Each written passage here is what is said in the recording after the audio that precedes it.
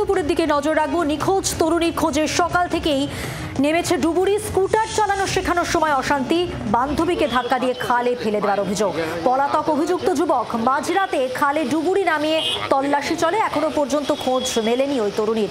আনন্দপুরের চীনা মন্দির এলাকার ঘটনায় চাঞ্চল্য। রাত 12:30টায় খালে নামানো হয় ডুবুরি। ঘন্টা দুয়েক তখন তল্লাশি হয়, সেই সময় খোঁজ পাওয়া যায়নি তরুণীর। তার ফলে সকালে আজ আবারও শুরু হয়েছে তল্লাশি অভিযান। ঘটনাস্থলে স্কুটার ও একটি মোবাইল ফোন উদ্ধার হয়েছে। স্থানীয়দের যেটা দাবি, তরুণ ও তরুণী পঞ্চশহরের বাসিন্দা। কয়েকদিন ধরেই রাত 9টা নাগাদ ওরা স্কুটার শিখতে আসতো। আপনারা দেখতে পাচ্ছেন আজ সকালের ছবি। ডুবুরি নিয়ে তল্লাশি অভিযান চলছে। নিখোঁজ তরুণী, এখনো পর্যন্ত তার কোনো খোঁজ পাওয়া যায়নি। পলাতক ওই যুবক যে ওই তরুণীকে ধাক্কা মেরে খালে ফেলে দেয়। মাঝরাতে খালে ডুবুরি নামিয়ে তল্লাশি অভিযান চলে। তারপর আজ সকালের ছবি, আনন্দপুরের চীনা মন্দির এলাকার ঘটনা।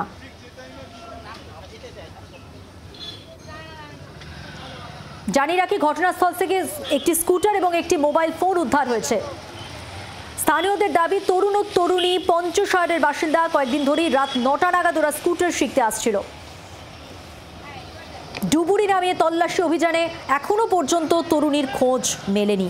আনন্দপুরের চীনা মন্দির এলাকার ঘটনায় চাঞ্চল্য ছড়িয়েছে।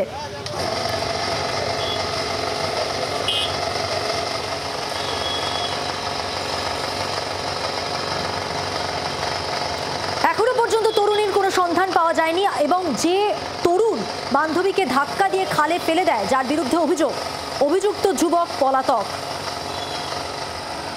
আনন্দপুরের চীনা মন্দির এলাকায় এই ঘটনা ঘটেছে। রাত 12:30টাতেও এইভাবেই একবার ডুবুরি দিয়ে তল্লাশি অভিযান চলে এবং আজ সকাল থেকে আবারও একইভাবে তল্লাশি চলছে।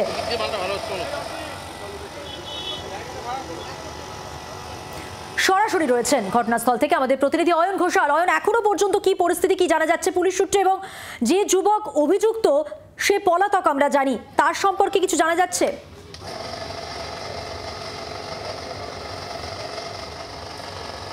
যুবক সম্পর্কে এখনো পর্যন্ত কিন্তু সে অর্থে কোনো ইনফরমেশন পুলিশের কাছে নেই।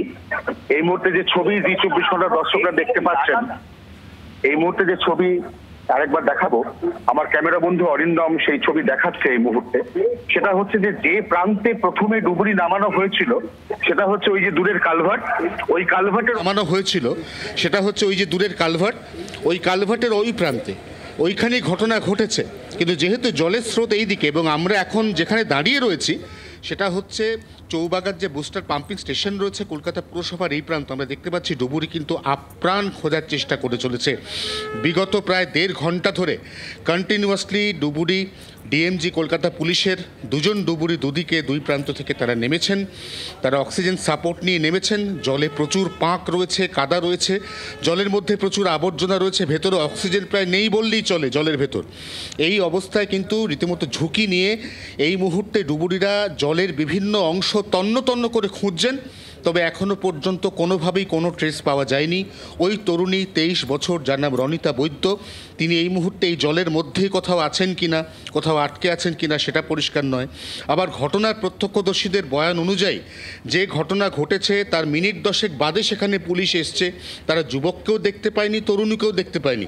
অতএব তরুণী আদৌ জলের মধ্যে ডুবেই রয়েছেন নাকি তরুণী সবার অগোচরে জল থেকে উঠে ওই তরুণের সঙ্গে বা নিজে অন্য কোথাও চলে গেছেন, এই বিষয়টিও কিন্তু এখনো পর্যন্ত একেবারেই পরিষ্কার নয়।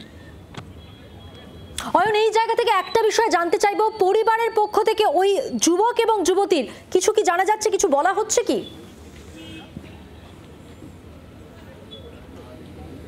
না, পরিবারের পক্ষ থেকে জি 24 ঘন্টাকে আগেই জানানো হয়েছিল যে ওই যুবক এবং এই যুবতী এরা পরস্পরের বন্ধু এবং সেই বন্ধুত্ব বিগত প্রায় 3 থেকে 4 বছর।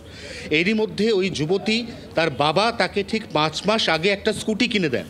তরুণী নিজের এলাকাতে সেই স্কুটি চালাতেন না, যুবক তরুণীকে সহ এই স্কুটি চালিয়ে এই যে ফাঁকা রাস্তাটা রয়েছে এখান থেকে খালপাড় লাগোয়া লম্বা যে রাস্তা, এই রাস্তার মধ্যে প্রত্যেক দিন সন্ধেবেলায় আসতেন এবং তারপরে তরুণী তার আসন পরিবর্তন করতেন। তিনি তখন চালকের আসনে বসতেন এবং স্কুটিতে হাত পাকাতেন।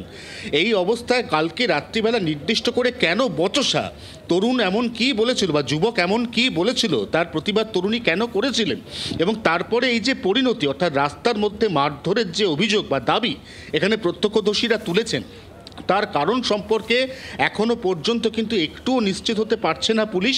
ইতিমধ্যেই তরুণীর পরিবারের পক্ষ থেকে প্রথমত মিসিং ডায়েরি করা হয়েছে, দ্বিতীয়ত ওই যে যুবক, সেই যুবকের নামে সরাসরি অভিযোগ দায়ের হয়েছে আনন্দপুর থানায়।